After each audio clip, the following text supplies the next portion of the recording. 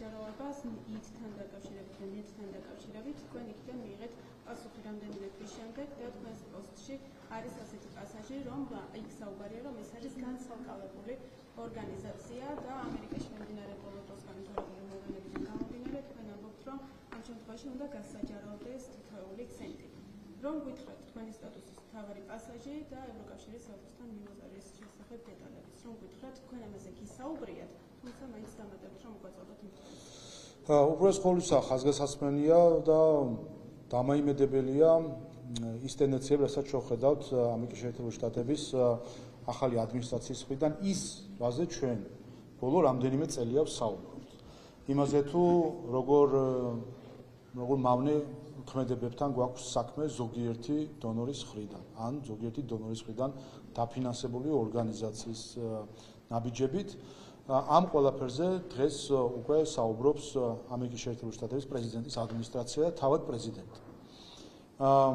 გახსოვთ თქვენ, რომ წლებიამე ვსაუბრობდი USA-თან დაკავშირებით, ნეტთან დაკავშირებით, განსაკუთრებით ეს შეეხებოდა 2020 წლის საპარლამენტო არჩევნებში პარალელურ დათვლის ყალბის შედეგების გავრცელებას ისვეთის მხრიდან, რომელშიც ჩართული იყო USAID-ის ადგილობრივი ხელმძღვანელობა, რომელიც პირდაპირ გვატყუებდა, რომ მონაცემები იყო სწორი და შემდეგ გაირკვა ისვეთის აღიარებითვე, რომ USAID-მაც იცოდა, რომ ეს იყო მცდარი ინფორმაციები და მე მაქვს დიდი ეჭვი, რომ ასევე მაშინდელმა ელჩმაც იცოდა, რომ ყალბი რიცხვები იყო პარალელურ დათვლის შედეგებისა და თავისი სტატუსის მიუხედავად, რომ ის მედიატორის როლს ასრულებდა, მალავდა ამ მონაცემებს.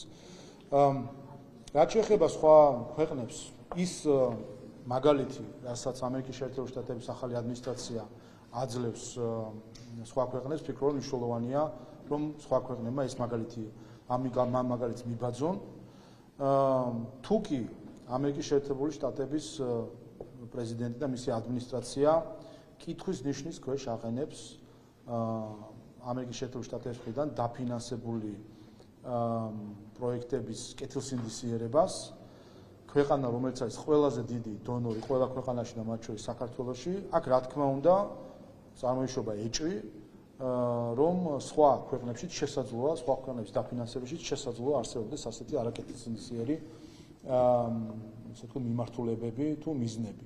ამიტომ ჩემი მოწოდება ყველა სახელმწიფოს მიმართ, რომელიც საქართველოში ხარჯავს ფულს, რომ გადაამოწმონ, რაში მიხარჯება მათი გადასახადის გადამხდელების ფული, თუ კი ამდენი არაეფექტიანი ხარჯვა, ამდენი მავნებლური ხარჯვა, რასაც ჩვენ ბოლო პერიოდში ამერიკის შეერთებული შტატების ადმინისტრაციიდან ვისმენთ, გამოვლინდა ამერიკის შეერთებულ შტატებში, აქ ალბათობა იმის, რომ სხვა ქვეყნების ხარჯებშიც იქნება ასეთი მავნებლური პროექტები არის დიდი.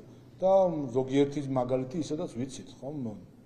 სულ ბოლო მაგალითი იყო, როდესაც დანიის სახელმწიფო წინასაარჩევნო კამპანიას აფინანსებდა NGO-ს საფარქვეშ მოქმედ პოლიტიკურ ძალასთან. შეგახსენებთ ლელოს მოკავშირე თავისუფლების მოედანი, რომელსაც უფინანსებდა პირდაპირ საარჩევნო კამპანიას და ჩვენი დიდი მცდელობის და ხმაურის შემდეგ ჩახსნა მხოლოდ ეს დაფინანსება, რომელიც ამავე დროს უკანონო დაფინანსება იყო.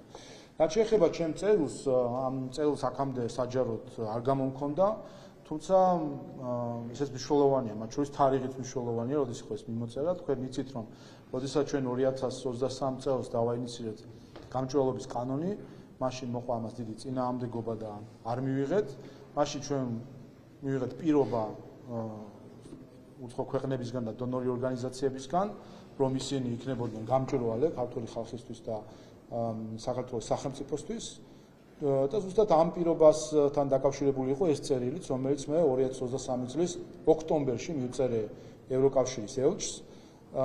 მაშინ გასკდა სკანდალი, რომ აღმოჩნდა, რომ დონორების ფულით ხდებოდა ადმინისტრაციული ჯარიმების გადახდა და ეს იყო საფუძველი იმისთვის, რომ მიმეწერა წერილობით, თორე ზეპირად არაერთხელ მქონდა ბევრ დონორთან, მათ შორის ევროკავშირის წარმომადგენლებთანაც საუბარი და თხოვნა, რომ გაესაჯაროებინა, უზრუნველყოთ მათი დაფინანსების გასაჯაროება, ვინაიდან ზეპირის საუბრებით ვერაფერს ვერ მივაღწიე, წერილობითაც მიმართ ევროკავშირის ელჩს ოქტომბერში, მას 4 თვე დასჭირდა პასუხის გასაცემად და 4 თვის თავზე გამცა პასუხი, რომ იიდი გახლავთ ცალკე ინსტიტუცია და მიმართო მას პირდაპირ.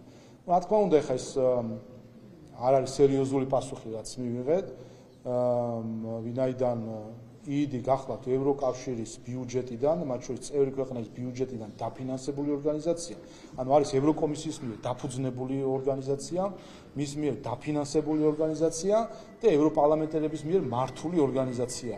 ის არის ყველანაირად დაკავშირებული ბრიუსელის სხვადასხვა ინსტიტუციასთან და აქ რა თქმა უნდა მისი გამჭვირვალობაზე პასუხისმგებლობაც გააჩნია ბრიუსელს და მის ინსტიტუტებს. ამიტომ სამწუხარო იყო ეს პასუხი, რომელიც არანაირად არ შეესაბამებოდა გამჭვირვალობის შესახებ მოცემულ პირობას.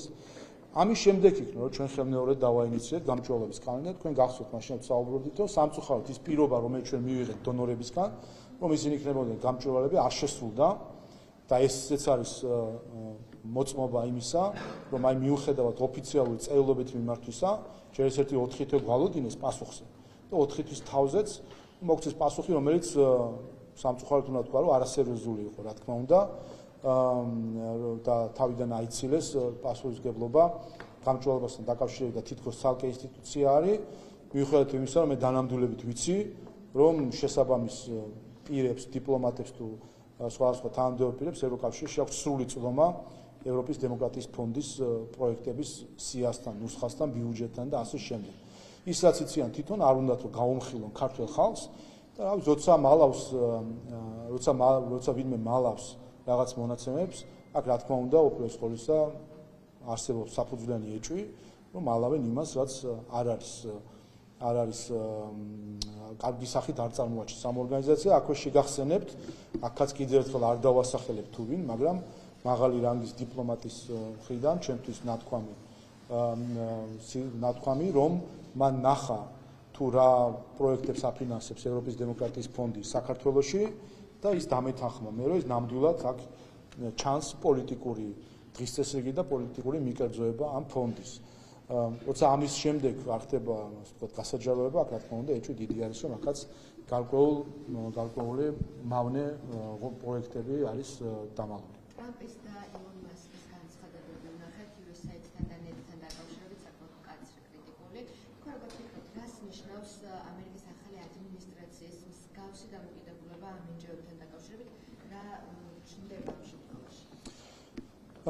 ორი საკითხია. პირველი, კიდევ ერთხელ დამაიმედებელი არის ის მათ შორის ტემპი, ის სიცხადე, ის პირდაპირობა, რომელსაც ჩვენ ხედავთ ახლა უცხოურ დახმარებასთან დაკავშირებით პოლიტიკის გადახედვის მხრივ. ამავე დროს და მე იმედი მაქვს, რომ ის მოწოდება, რომელიც მე მანამდეც ვქონდა, რომ გარდა გამჭვირვალობისა მე ვისურვებდი, რომ ამერიკის შეერთებული შტატების შესაბამისმა უწყებამ გამოიძიოს USAID-ის ჩართულობა 2020 წლის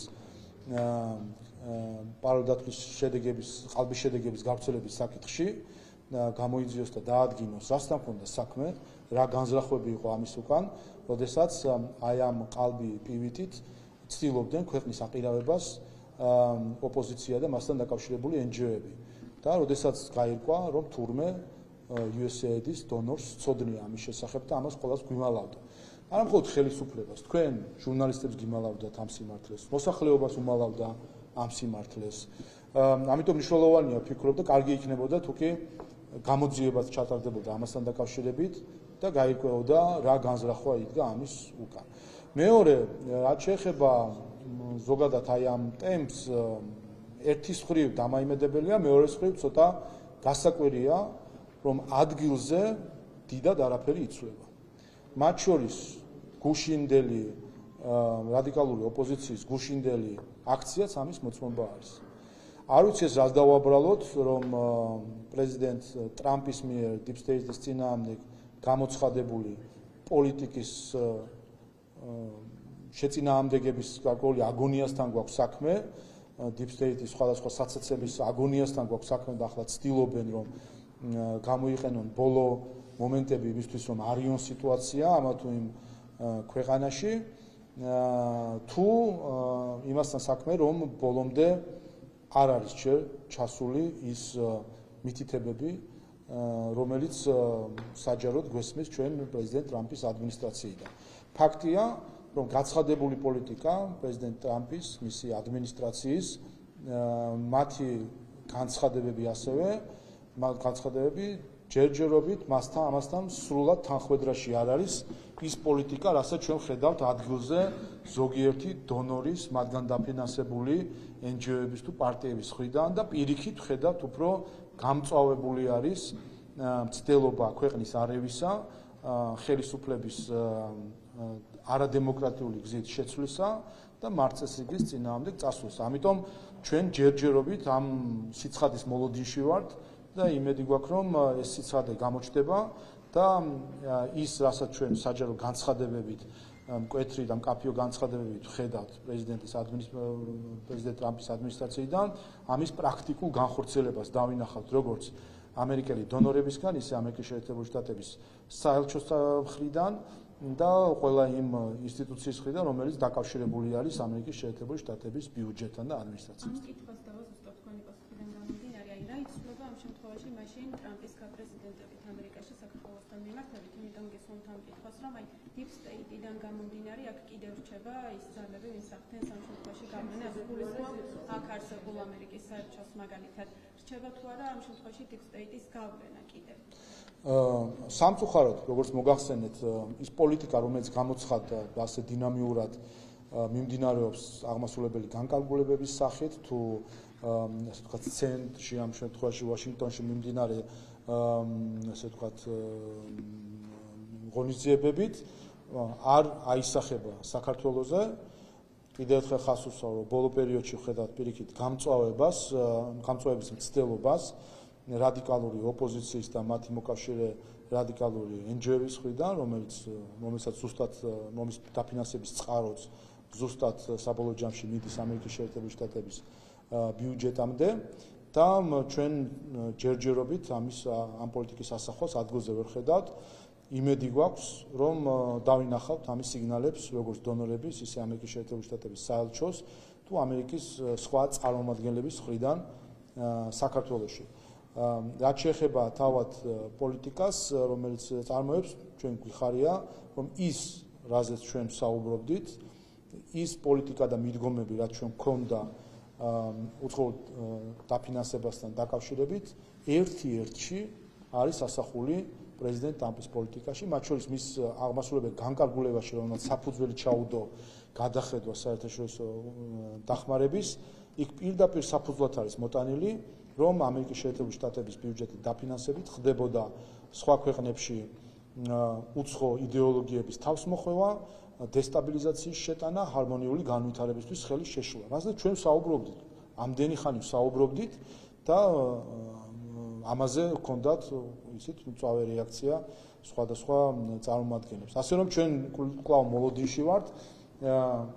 კარგი არის ის სიტყვა, რომელიც ჩვენ გავიგეთ, ეხლა გვაინტერესებს საქმე, როგორ განხორციელდება საქართველოში, ჯერჯერობით ხედავთ პირიქით უფრო გამწვავებას იმ ტაქტიკებისა, რომელიც აქამდე ჰქონდათ ოპოზიციას და მის მოკავშირე NGO-ებს ხელისუფლების ასე ვთქვათ წინააღმდეგ არადემოკრატიული ქცევისა და ნახოთ ეს ტაქტიკებს ვაკვირდებით და იმედი გვაქვს, რომ deep state-ის წინააღმდეგ ნათქვამი სიტყვა აისახება საქმეთ საქართველოში. საგამოძიებო კომისიასთან დაკავშირებით საგამოძიებო კომისიასთან დაკავშირებით ბიუროზე უკვე განიხილდა პირველში პროცედურული ნაწილი რომ გამომართოთ, შემდეგ ზონზარების ვისაუბროთ და ვთქვით, რომ ოპოზიცია არ აპირებს, რომ საგამოძიებო კომისიასთან ითანამშრომლოს, რაც ითვლით ოპოზიციას უზენაესი კანონის და სამართლის ფრაქცია ქართულმოსლიმმა დაინიშნა საგამოძიებო კომისია, რომელიც 4 შაბათს პლენარულ სხდომაზე დადგენილებით იქნება დაფუძნებული. შემდეგ ჩამოყალიბდება, ასე ვთქვათ, გათვალისწინებული იქნება კვოტები პოლიტიკური ჯგუფებისთვის, ფრაქციებისთვის და დაკომპლექტდება უკვე შემადგენლობით და დაიწყებს მუშაობას, როგორც ვიცით. ჩვენ ვაპირებთ, რომ ამ საგაზაფხულო სესიის ბოლომდე 6 თვის განმავლობაში საგამოძიებო კომისია იმუშაოს და შედეგები შეაჯამოს უკვე სექტემბერში საშემოდგომო სესიის დაწყებისთვის უკვე მივიღოთ ამასთან დაკავშირებით დადგენილება. რაც შეეხება კომისიასთან თანამშრომლობას. ეს არ არის ვინმეს ნება, ეს არის ვალდებულება, რომელიც კანონით და მათ შორის სისხლის სამართლის კოდექსით გათვალისწინებული ვალდებულება არის გამოცხადდეს პირი, რომელიც დაბარებული იქნება საგამოძიებო კომისიის მხრიდან, კომისიაზე და მისცეს ჩვენება. თქვენ ცოტა ხნის წინ ნახეთ, რომ პოლონეთში საპარლამენტო საგამოძიებო კომისიაში ყოფილი იუსტიციის მინისტრი არ გამოცხადდა, ის დააპატიმრეს და მიიყვანეს საგამოძიებო კომისიაში. ამიტომ საგამოძიებო კომისია არის სპეციალური საკონსტიტუციო სტატუსის მქონე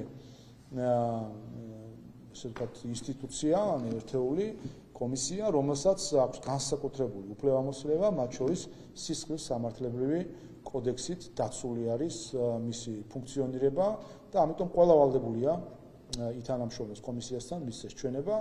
აქედან გამომდინარე მე დარწმუნებული ვარ, რომ ის პირები, რომლებიც დაბარებული იქნებიან კომისიაზე, მოვლენ და მისცემენ შესაბამის ჩვენებას.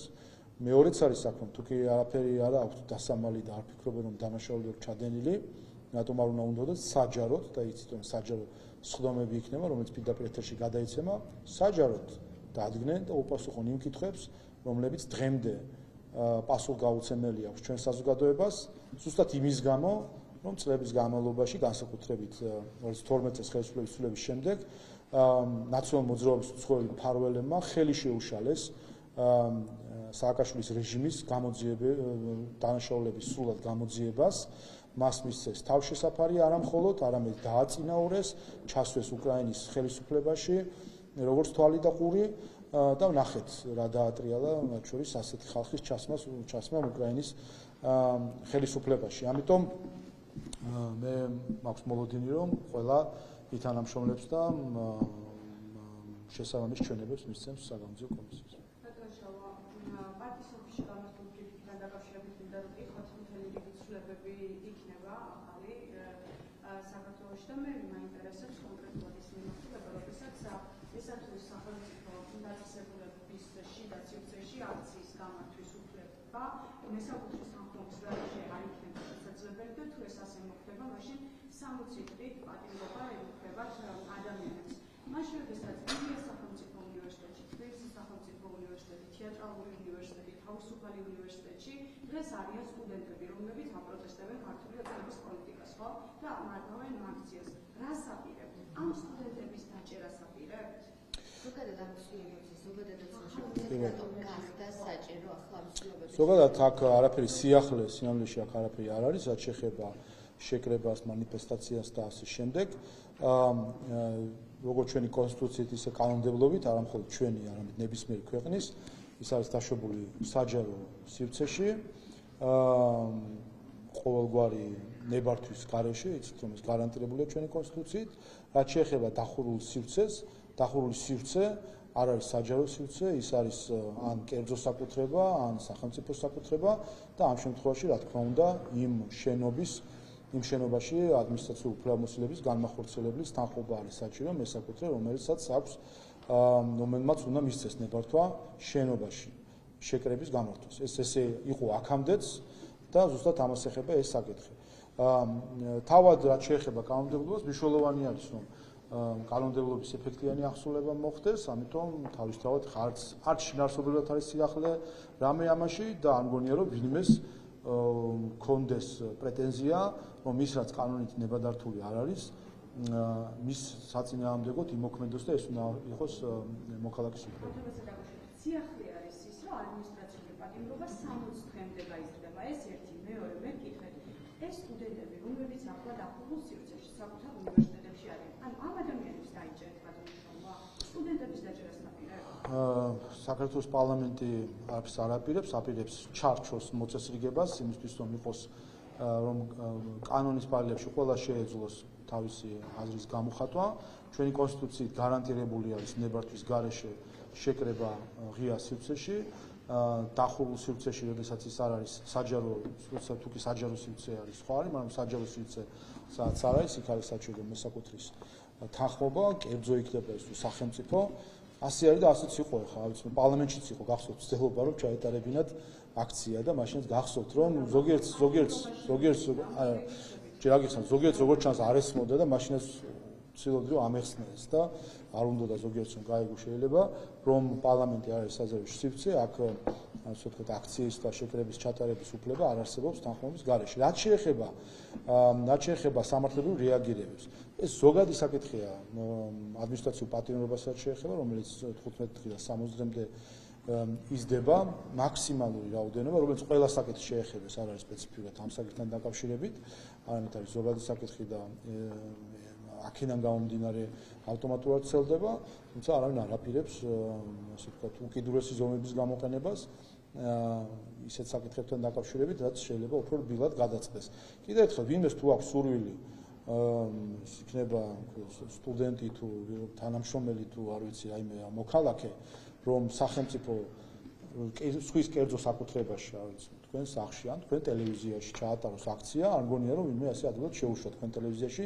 რომ აქცია ჩაატაროს ხო მესაკუთრის თანხმობაა საჭირო ზუსტად ასეთივე ლოგიკა არის სახელმწიფოს საკუთრებასთან დაკავშირებით იქაც რა თქმა უნდა საჭირო არის მესაკუთრის თანხმობა ამიტომ მიმართონ თანხმობაზე და ასეთი თანხმობა მიიღო იმ შემთხვევაში თუ თანხმობა არ ექნებათ არის საჯარო სივრცე სადაც შეუფერხებლად შეუძლია ყველას შეკრება და საკუთარი პოზიციის განმარტება. უნივერსიტეტებიდან ფაქტებზე ვისაუბრეთ, რეალობა არის 60 დღეზე მეტია, ის სტუდენტები საკუთარ უნივერსიტეტებში არიან პატიმრობასთან და არც მგონია ეს უნივერსიტეტები,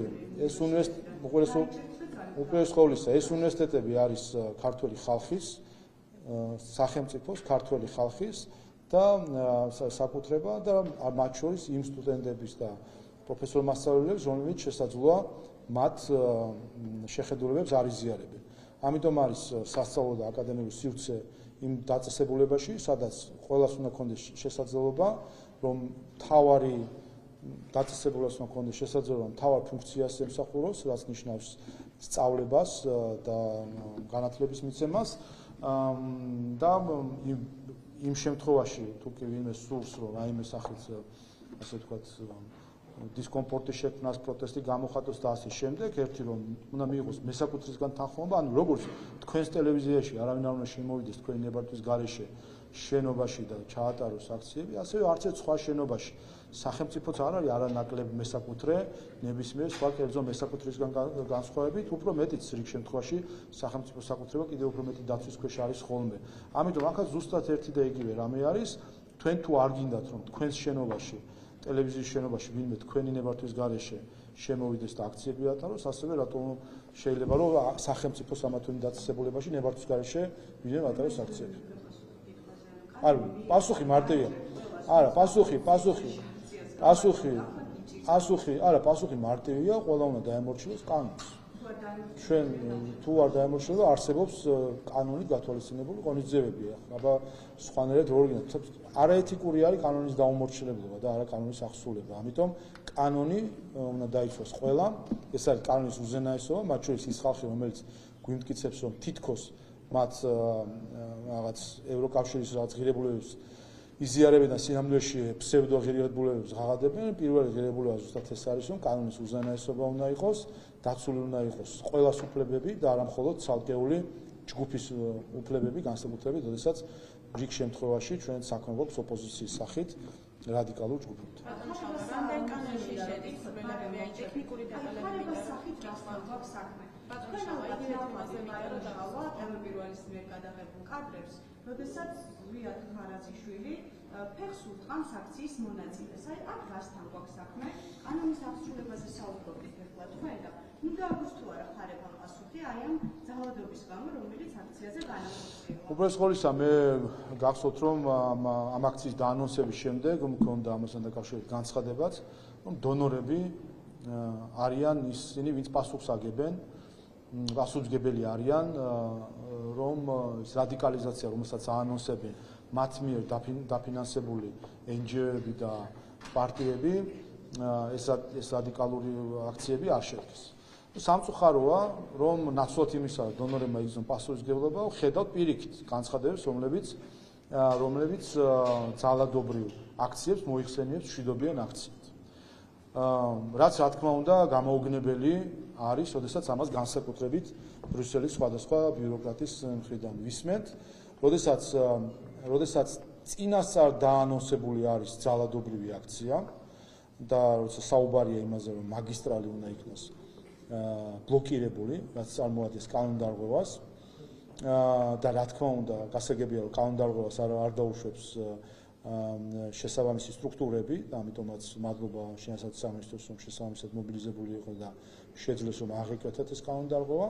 წინასწარ დაანონსებული დანაშაული, რომელზეც არანაირი რეაგირება დონორებს, რომლებიც იხუტებენ შემდეგ ამ NGO-ებს არ იყო და პირიქით, როდესაც ამ დანაშაულის აღსრულება დაიწყეს და ცდილობა იყო მაგისტრალის ბლოკირებისა, რაც აღკვეთა შემდეგ პოლიციამ, ამის შემდეგ გვესმის ჩვენ დონორების წარმომადგენლებისგან, რომ ეს იყო მშვიდობიანი, ანუ დანაშაული ნიშნავს მშვიდობას, მაგისტრალის გადაკეთება ნიშნავს მშვიდობას და მშვიდობიანი აქცია იყო და პირიქით არ მოიწონეს შინაგან სამინისტროს მუშაობა. კიდე ერთხელ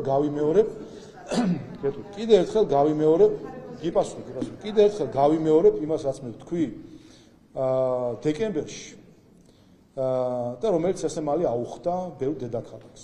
მაშინაც ჩვენ იგივე დიპლომატები, ბრიუსელელი პოლიტიკოსები თუ ჩინოვნიკები გვიმტკიცებდნენ, რომ აქ მაშხალების ბაზუკების სროლა პოლიციისთვის, ქვების სროლა პოლიციისთვის, საქართველოს პარლამენტის დაწვის მცდელობა იყო მშვიდობიანი აქცია. ხას უსვამ, არც ერთ ბრიუსელელ ბიუროკრატს, არც ერთ დიპლომატს არ უთქვამს, არც ერთ წინადადებაში არ უთქვამს, რომ ერთეული ძალადობა მაინც ეთქვათ, ხომ? ესეც კი არ უთქვათ, რომ ძალადობასთან ქონდა საქმე, ხაზგასმით სპეციალურად ქართველი ხალხისთვის, ასე ვთქვათ, უტიფრად ტყუილის თქმის სახით გვეუბნებოდნენ, ეს იყო, რომ პოლიციელისთვის მაშხალების სროლა, პარლამენტის დაწვის მცდელობა, ქვების სროლა, მოლოტოვის კოქტეილების სროლა იყო მშვიდობა. და მაშინ თქვი, რომ თუ კი ეს არის მშვიდობა, ასეთი მშვიდობა გქონდეთ თავის დედაქალაქებში თქო ყოველდღე. აუხდათ, ხო? ხო აუხდათ. აი ეხლა თუ კი მათთვის მშვიდობა არის საერთაშორისო მაგისტრალების გადაკეთვა და ამის დაანონსება, ასეთი მშვიდობა გქონდეთ თავის მაგისტრალებზე და ავტობანებზე. არა, უყურეთ. ეხლა რაც შეეხება მეორე და უყურეთ, ეხლა რაც შეეხება, უყურეთ, რას მივყვეთ, ხო და მივყვეთ ეხლა ეტაპობრივად. დაანონსდა ძალადობრივი აქცია. გეტყვით სად იყო, ახლავე მიხვდებით სადაც იყო. დაანონსდა უცხოეთიდან დაფინანსებული NGO-ების და ნაციონალ მოძრაობის მხრიდან დაანონსდა, რომ შეიკრიბებოდნენ მაგისტრალის მიმდებარე ტერიტორიაზე და მოახდენდნენ მაგისტრალის ბლოკირებას. თავისთავად მაგისტრალის ბლოკირების საშუალებას, რომ სამართალდამცავები არ მისცემდნენ, ეს ხო ცხადია, ამიტომაც არსებობს პოლიცია. იქ რომ მივიდნენ, დახვდათ პოლიციის კორდონი, რომელიც მათ აფრთხილებდა, რომ არ გადაეკეტათ, არ მოეხდინათ მაგისტრალის ბლოკირება. მიუხედავად ამისა, მან სცადეს კორდონის გარღვევა და ბლოკირება. გარღვევა როგორ უნდა მოხდეს, თუ არა ძალადობით, ძალის გამოყენებით პოლიციისადმი შეწინააღმდეგებთ. ამიტომ აქ ჩვენ ვნახეთ, რომ მანამ სადამ ტროტუარზე თუ მიმდებარე ტერიტორიაზე იყო აქცია, პოლიციას ჰქონდა კორდონი, აფრთხილებდა, რომ მათ შორის თავაზობდა, რომ დაეკავებინათ, მიუყვებით მანდამდეც დაეკავებინათ გარკვეული ზოლი სატრანსპორტო, მაგრამ არ მოეხდინა სრული ბლოკირება. მიუხედავად ამისა, დაანონსა ჯირჩის წარმომადგენელმა, სხვა პოლიტიკოსებმა, აი ნაცები არ ვართ, რომ გაიძახიან ის თაფარფატა ანგელოზებად რომ მოაქვს თავი, არ ვართ ნაცებიო. გუშინ ვინც ასახეები ნახეთ იქ. ხო, ყველა ნაცმოძრაობის ლიდერები იყვნენ, გვარამია, ჯაფარიძე, ხოშტარია, ყველა ხო ნაცმოძრაობის ლიდერების იყო. ხო დადასტურდა, ეს აქცია არის ნაცების აქცია საბოლოო ჯამში. შესაბამისად, იქ იყვნენ, შემდეგ დაიწყეს პოლიციის კორდონის გაწევა იმისთვის, რომ ბლოკირება მოეხდინათ მაგისტრალის, პოლიციამ ამის საშუალება არ მისცა. რაც შეეხება შესაბამისად, ჩვენ რას პირველი რის მომსწრებს ვიყავით პირდაპირ ეთერში, ეს იყო დანაშაული ცდელობა, რომ მოეხდინათ ბლოკირება ავტომაგისტრალს. პოლიციის ამოცანა არის ის, რომ დანაშაულის ჩადენა არ დაუშვას და ზუსტად ეს გააკეთა გუშინ პოლიციამ, რომელმაც მაგისტრალის ბლოკირება არ მოახდინა. შესაბამისად, ამ დროს, როდესაც არის ძალადობრივი აქცია რომელიც ცდილობს ძალის გამოყენებით გზის ბლოკირებას, თავისთავად საჭირო არის ასევე საპოლიციო ძალის გამოყენება იმისთვის, რომ მოხდეს შეკავება, დაკავება და ასე შემდეგ. რაც შეეხება ცალკეულ ინციდენტებს, მე ამაში შინაარსში და კომენტარში არ შევალ, შეუძლიათ, იმიტომ არსებობს ამისთვის სპეციალური საგამოძიებო სამსახური, რომელსაც შეუძლიათ მიმართონ და სპეციალური საგამოძიებო სამსახური ამითი დაკავდება. რაც შეეხება პოლიტიკურ შეფასებას, აი ზუსტად ის იყო გამოუგნებელი, რომ ჩვენ გუშინვე მოვისმინეთ ბრიუსელელი პოლიტიკოსების თუ ჩინოვნიკების თუ დიპლომატების განცხადება, რომელმაც ღია ეთერში ისი მოწმეც ვიყავით, ძალადობრივი აქცია, რასაც ხედავდით და დაანონსებული ძალადობა იყო. პირდაპირ ვინც არ უნდა დაგხვდეთ, პოლიცია გაგწევთ გვერდზე და მოახდეთ ბლოკირებას, იქ რომ მივიდნენ, იქაც დაიმუქრნენ და ბოლოს დაიწყეს ამის შესრულება. აი ამას რომ ეძახიან მშვიდობიანს, ამის გამო არის რომ ხდება შემდეგ ეს ძალადობა. ამიტომ არის რომ ძალადობას, როდესაც ძალადობას ეძახიან მშვიდობას და მშვიდობიან აქციას, ზოგიერთი ბრიუსელელი ბიუროკრატი ეს აკეზებს ძალადობას. აი იმ ბაზუკასავით ნასრულ მაშხალებზე ხმარო არ მოიღეს და მშვიდობა ეძახეს, იმიტომ იყო რომ ამის შემდეგ ქვა ესროლეს. ქვაზე რო არაფერი არ მოიღეს, იმიტომ იყო ამის შემდეგ მოლოტოვის კოქტეილი ესროლეს, იმიტომ იყო ამის შემდეგ პარლამენტს წავდნენ. ამიტომ ყველამ თავის პასუხისმგებლობას. ამიტომ ყველამ თავის პასუხისმგებლობას უნდა მიხედოს და თავის პასუხისმგებლობას იმოქმედოს, რაც შეეხება ცალკეული შემთხვევები რა იყო და რა არა, ამას სპეციალურ საგამოძიებო კომისია სამსახური გააკეთა.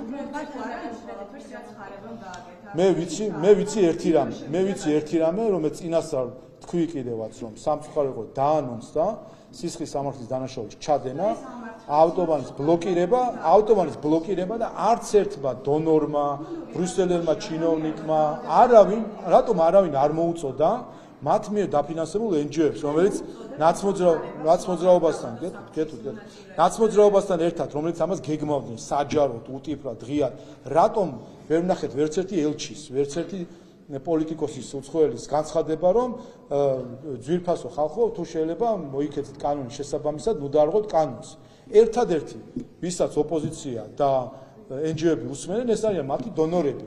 ამიტომ არის რომ ჩუმად არიან და ამითი აკეზებენ კიდევაც ამ ძალადობას და როდესაც ძალადობას იწყებ, შესაბამისად შემდეგ უკვე ძალიან საკვირველია, როდესაც ამაზე აღარაფერს საბოლოო.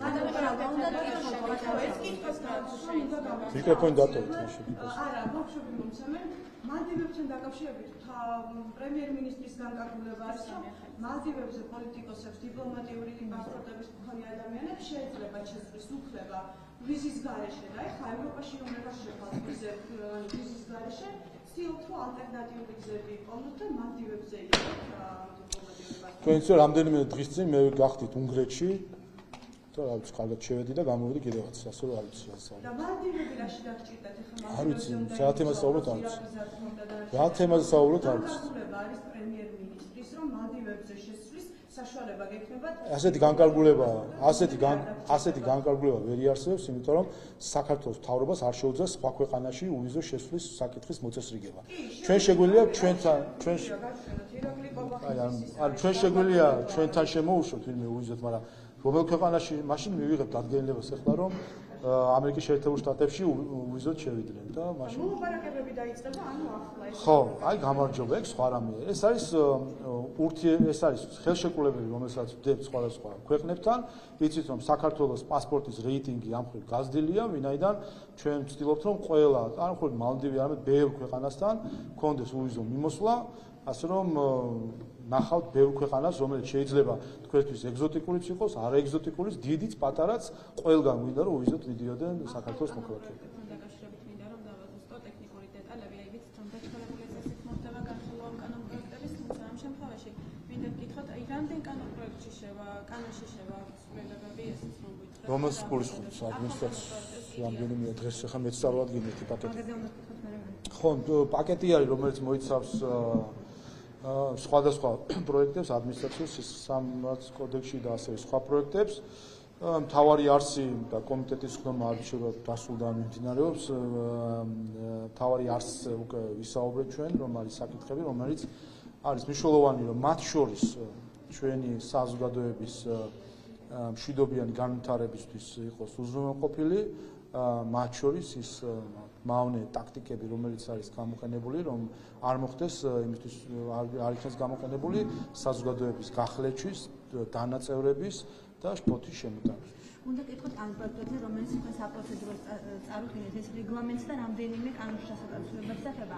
ანუ კონკრეტულად ჰერალდიკის საბჭო რომ უქმდება, ეროვნული ბიბლიოთეკა რომ ცალკე სიპად იქნება და კვლევით ცენტრზეც რატომ და ხო, ეს არის ის საკითხები, რომელზეც უკვე დიდი ხანია მიდის მუშაობა, მათ შორის მე ჩემს იმის წინა ანგარიშიც ჰქონდა დაანონსებული, რომ მნიშვნელოვანია რომ პარლამენტს ჰქონდეს გამართული სტრუქტურა, გამართული პროცედურები და ასევე იყოს სისტემურად გამართული პარლამენტი როგორც ორგანიზაცია. საქართველოს პარლამენტს დღემდე პარლამენტთან არსებული დაწესებულების სახით იყო ეროვნული ბიბლიოთეკა, საქართველოს პარლამენტის ეროვნული ბიბლიოთეკა, ჰერალდიკის სახელმწიფო საბჭო და საჯარო სამართლის იურიდიული პარლამენტის კვლევითი ცენტრი. პირველ ორ დაწესებულებასთან დაკავშირებით ერთი რომ მათი სამართლებრივი ბუნება ყოველთვის იყო პრობლემური, ვინაიდან ის თან პარლამენტთან არსებული იყო და თან არც იყო პარლამენტის სტრუქტურული ნაწილი, მაგრამ არც ცალკე იყო, ამიტომ მათ საჯარო სამართლის იურიდიული პირის სტატუსი მიენიჭებათ და იქნება ეროვნული ბიბლიოთეკა საჯარო სამართლის იურიდიული პირის სტატუსის სახით და ასევე ჰერალდიკის საბჭო იქნება სახელმწიფო სიმბოლოების დეპარტამენტის საჯარო სამართლის იურიდიული პირის სახით. ეს ერთი საკითხი, რომ მათი იურიდიული სტატუსი აიწევს და ექნება დამოუკიდებელი სამართლის სუბიექტურობა და არ იქნებიან მიბმული რაღაც ორგანიზაციას და იქნებიან დამოუკიდებელი სამართლის სუბიექტები და მეორე საკითხი არის მათი უწყებრივი ქვემდებარეობა. აქამდე პარლამენტთან იყო არსებული, თუმცა ეს არც საერთაშორისო პრაქტიკაში არის სადმე, რომ ეროვნული ბიბლიოთეკა იყოს პარლამენტთან ან ჰერალდიკის საბჭო იყოს პარლამენტთან, ყველგან ევროპას თუ შევხედავთ, ყველგან ეს არის აღმასრულებელი ფუნქცია, ჩვენთანაც საბიბლიოთეკო საქმე ეს არის საპარლამენტო საქმიანობის ნაწილი, აღმასრულებელი ფუნქცია არის, ამიტომ და დღევანდელი კანონმდებლობითაც, მაგალითად ეროვნული ბიბლიოთეკა მართალია ორგანიზაციულად არის კავშირში პარლამენტთან, თუმცა შინაარსობრივად კანონის მიხედვით ბიბლიოთეკების შესახებ არის კულტურის სამინისტროსთან მიბმული და შინაარსობრივ საკითხებს მათთან ერთად ატარებს საბიბლიოთეკო პოლიტიკა და ასე შემდეგ კულტურის სამინისტროსთან. ამიტომ ეს ბუნდოვანებაც აღმოიფხვრება, შეიქმნება საჯარო სამართლის იურიდიული პირი ილია ჭავჭავაძის სახელობის ეროვნული ბიბლიოთეკა, რომელიც იქნება კულტურის სამინისტროს უწყებრივი კოორდინაციის ქვეშ, როგორც ეს არის ევროპის უმეტეს ქვეყანაში. ჰერალდიკის საბჭოც ასევე შეიქმნება საჯარო სამართლის იურიდიული პირი სახელმწიფო სიმბოლოების დეპარტამენტი, რომელიც მთავრობის კოორდინაციის ქვეშ იქნება. რაც შეეხება კვლევით ცენტრს, რომელიც საჯარო სამართლის იურიდიული პირის სახით 2019 წელს შეიქმნა ახლახან და მისი იდეა ცალკე იურიდიულ პირად ყოფნისა იყო, რომ დამატებითი დაფინანსება მოეზიდა და გარე კვლევები ეწარმოებინა. ეს პრაქტიკაშიც ვერ რეალიზდა იმ მასშტაბით, რაც იყო ჩაფიქრებული და ამისი საჭიროებაც პარლამენტს არ აქვს, უბრალოდ მეტი საჭიროებაა, რომ პარლამენტი თავის კვლევებზე იყოს კონცენტრირებული, ამიტომ აქაც საერთაშორისო პრაქტიკა გვაჩვენებს, რომ არსად ევროპაში, რაც შევისწავლეთ მაგალითები, ცალკე იურიდიულ პირად რაღაც ესეთი კვლევითი დაწესებულებები პარლამენტს არ აქვს, აპარატი არის, ვინც კვლევას აწარმოებს. ჩვენთანაც დღესაც კომიტეტის აპარატები არის, რომლებიც ძირითადად არიან დაკავებულნი ანალიტიკური საქმიანობით, სპეციალისტები, რომლებიც კომიტეტის აპარატში არიან. ამიტომ ამ შემთხვევაში მოხდება ამ იურიდიული პირის ლიკვიდაცია.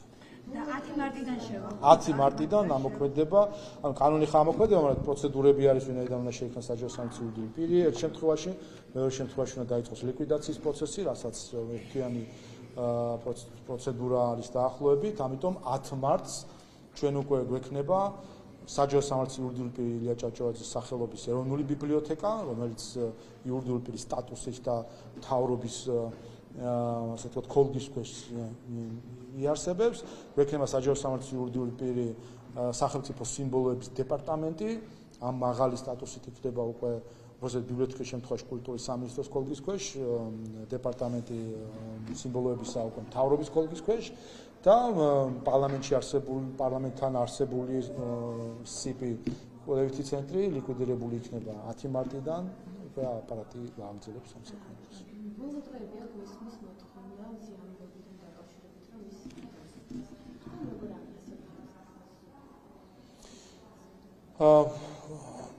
უბრალოდ ყოვლისა მნიშვნელოვანი არის რომ ყველა საკითხთან დაკავშირებით ითქვა სიმართლე. ჩვენ ნახეთ ამ ინციდენტის პირველივე წუთიდან მცდელობა ტყუილის.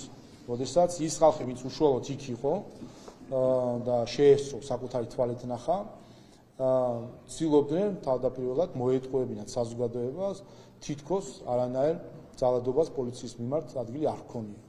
და გახსოვთ თქვენ განცხადება იქ მყოფი ჟურნალისტების ზოგიერთის, რომლებიც ამბობდნენ, რომ ეს იყო პროპაგანდა, ტყუილი, ცილისწამება. აღმოჩნდა, რომ არსებობდა ვიდეო ჩანაწერი და შემდეგ ყველამ დაინახა საბოლოო ჯამში, რასთან ჰქონდა საქმე. ამიტომ ეს არის მნიშვნელოვანი, რომ ეს ინციდენტი ოპონენტებმა თავიდანვე შეეცადნენ ეს ინციდენტი დაიფუძნებინათ ტყუილზე, რაც მათ არ გამოუვიდათ, რაც შეიძლება თავად ფაქტს, მე მგონი ნათელი არის, რომ ეს იყო ძალადობა პოლიციის მიმართ. აქედან გამომდინარე დანარჩენი უკვე მართლმსაჯულების საკითხი არის, ესეც არ გახლავთ ჩვენი განსახილველი საკითხი. მართლმსაჯულება როგორც სხვა შემთხვევებში აქაც იქნება სამართლიანი. მინდა ასევე რომ გუშინ მიმდინარე საპროტესტო აქციაზე კიდევ ერთხელ დავას უბრალოდ თქვენი საუბრეთ ამ კონტექსტში, თუმცა ამ შემთხვევაში სტრატეგიული მნიშვნელობის მაგისტრალების გადაკეთება რას ნიშნავს და რა მიზანი ჰქონდა გუშინ ოპოზიციას, იმიტომ რომ ჩვენ ნახეთ რომ შინაგან საქმეთა სამინისტრო მოუწოდა მათ რამდენჯერმე რომ არ გადაეკეტათ გზა, თუმცა ეს მაინც უნდა ხო რამდენიმე წუთის განმავლობაში რა მიზანი ჰქონდა გუშინ? რაც ჩვენ გუშინ ვიხილეთ, ეს არის deep state-ის აგონია. და ამაზე მე წეღანას თქვი, რომ ის პოლიტიკა, რაც გაცხადებული პოლიტიკა პრეზიდენტ ტრამპისა სამწუხაროდ ჯერ ასახოს არპოვებს ადგილზე საქართველოში. პირიქით ჩვენ ხედავთ უფრო გამწვავებულ აგონიას deep state-ის და გუშინ ვნახეთ ჩვენ რამდენიმე ასეული ადამიანის მცდელობას, რომ შეეფერხებინათ დედაქალაქის ფუნქციონირება. ამ შემთხვევაშიც ნათელი არის მიზნები რა არის? მიზნები არის რომ დააზიანონ დედაქალაქი, შესაბამისად დააზიანონ ქვეყანა, დააზიანონ მოქალაქეების ინტერესი. ამიტომ კიდევ ერთხელ ჩვენ ჯერჯერობით იმედი გვაქვს, თუმცა სამწუხაროდ ვერ ხედავთ, რომ ის პოლიტიკა, რომელიც დაანონსდა პრეზიდენტ ტრამპის მიერ, თავის ასახვას პოებს საქართველოში და გუშინდელი ფაქტი ამისი დასტური არის, ამიტომ ჩვენ დავაკვირდებით კიდე თუ რა ქმედებები იქნება ამერიკის შეერთებული შტატების საელჩოს მხრიდან, დონორების მხრიდან, ვინაიდან ვიცით რომ ოპოზიცია და NGO-ები თავის უფროსები არ არიან, ისინი ელოდებიან თუ რა განწყობები უყურებენ, თუ რა განწყობები არის ხოლმე მათ მიმართ მათი დონორების მხრიდან.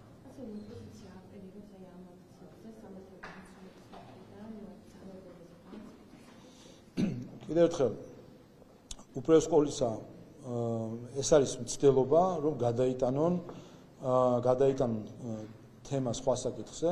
თავი თემა არის, რომ დაანონსდა სისხლის სამართლის დანაშაულის ჩადენა, დაანონსდა ძალადობრივი აქცია, პოლიცია სხვათა შორის დაიცვა ისევ აქციის მონაწილეები იმით, რომ არ მისცა შესაძლებლობა, რომ იქ რამდენიმე ნაციონალური მოძრაობის რამდენიმე თავქარიან ლიდერს აქციის სხვა მონაწილეები ასე ვთქვათ გაეწირა სისხლის სამართლის დანაშაულის ჩადენისკენ. რომ არა პოლიციის მოქმედება, პრევენცია ადგილზე, მათ შეიძლება ბევრ ადამიანს ასე ვთქვათ, ბევრი ადამიანი დაყოლოდა ნაცმოძრაობის ამ ასე ვთქვათ გეგმას ძალადობრივი აქციისა და ყოფილიყო სისხლის სამართლის კანონის დამრღვევი. ამიტომ პოლიცია მათაც გაუკეთა საქმე იმით, რომ არ მისცა საშუალება, რომ ნაციონალური მოძრაობის გეგმა აღსრულებულიყო და იქ მომხდარიყო ფართო მასშტაბით კანონის დარღვევა.